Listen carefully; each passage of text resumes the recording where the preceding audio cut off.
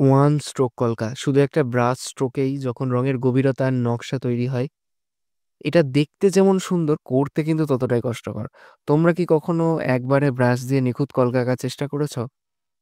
আজ আমি বলবো এই টেকনিকে আমরা প্রায় সবাই যেসব ভুল করে ফেলি, এবং কিভাবে সেই ভুলগুলো আমরা ঠিক করব, সেটা জানতে হলে কিন্তু ভিডিওটা পুরোটা দেখবে, স্কিপ করবে না একদমই।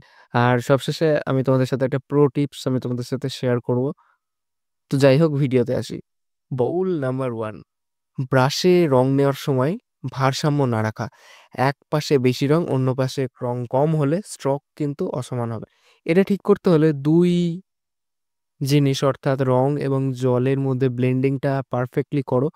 একটা প্যালেটের ওপর বা হাতের তালুতে রংটা একটু ভালো করে মিক্স করে নাও, যাতে স্ট্রোকটা মসৃণ হয়।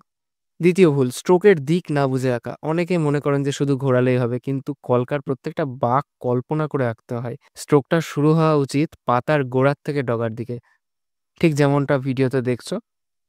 তৃতীয় ভুল, এটা কিন্তু খুব ইম্পর্টেন্ট জায়গা, প্রেশার ঠিক না রাখা, অর্থাৎ চাপ ঠিক না রাখা।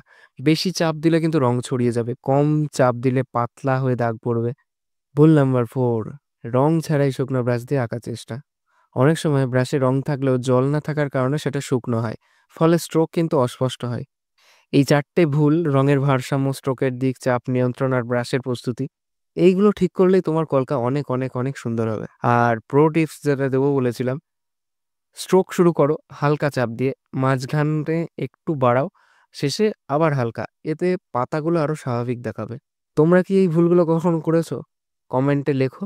আর ভিডিওটা ভালো লাগলে অবশ্যই বন্ধুদের সাথে শেয়ার করতে ভুলবে না। আর চ্যানেলটা সাবস্ক্রাইব করো এমন আরো টিপস পেতে। টাটা।